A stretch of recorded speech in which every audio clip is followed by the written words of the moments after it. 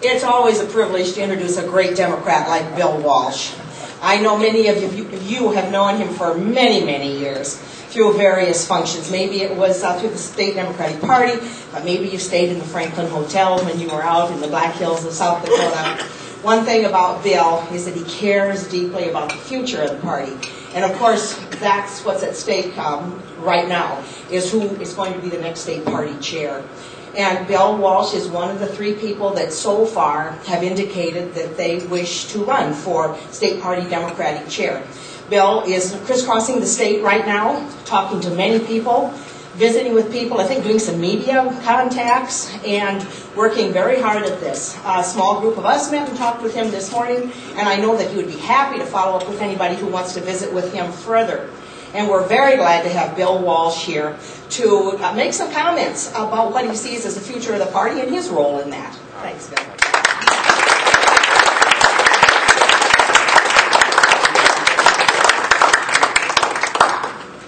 She's a great MC.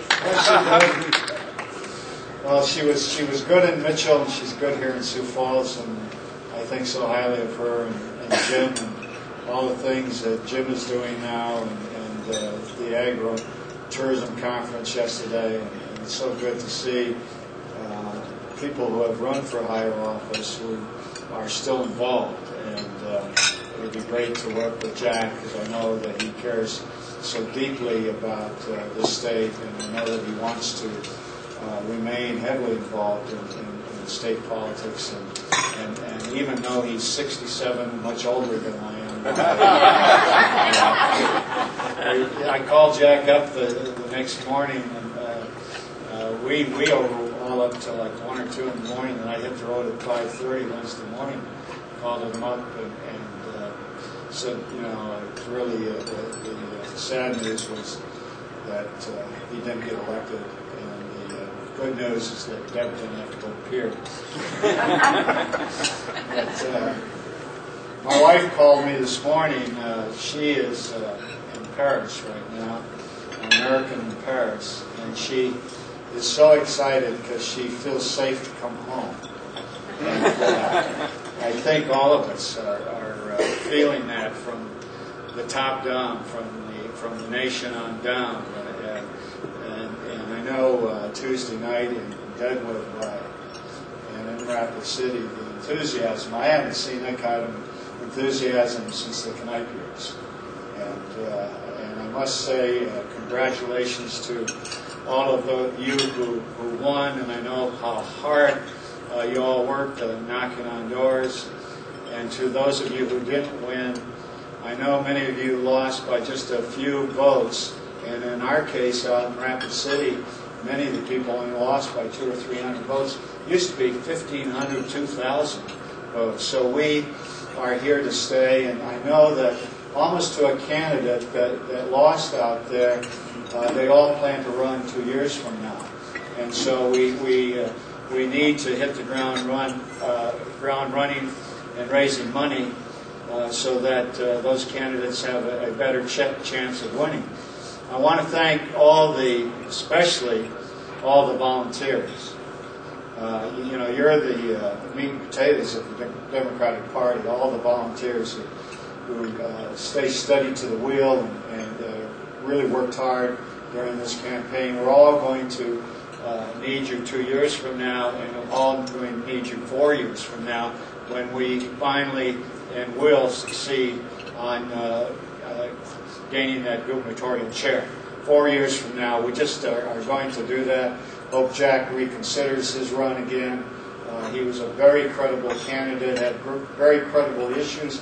Everywhere I've went the last 3 days, the Democrats are so proud of Jack and Deb for running a great campaign and making Democrats credible again in the state. So it'll be very important. I think one of the best examples of somebody who put it all together was Tom Cadis out in our area. He had 150 volunteers, and he had money, and he had the issues. And Tom won a very tough race going away.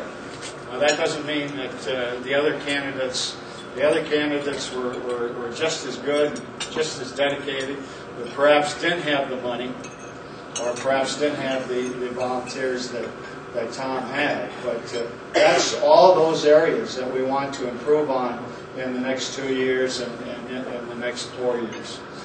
Especially proud of my friend Mark. Both Mark and I have served on the advisory committee of the U.S. Commission on Civil Rights. Bush's bootiness activists off of that commission this year, and so he now has something to go on to in the Senate, and I hope to lead the party as your chair. I don't feel that, I'm necessarily strictly from the West River. My parents grew up in the Yankton area. I have strong roots down there. I'm going back down there tonight to meet with some of the Democrats in Yankton County. And, of course, I grew up in Mitchell working on every campaign of George McGovern. And I'm just so blessed to have George back here in South Dakota. We pray for Eleanor, and well, what a marvelous hero of mine. And to have he and Eleanor with us, even though she's in Montana, boy, it's just great to have them back. And so it's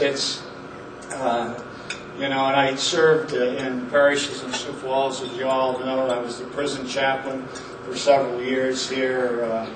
Had my TV show here in Sioux Falls and over in Mitchell, and learned a lot of contacts from all of that.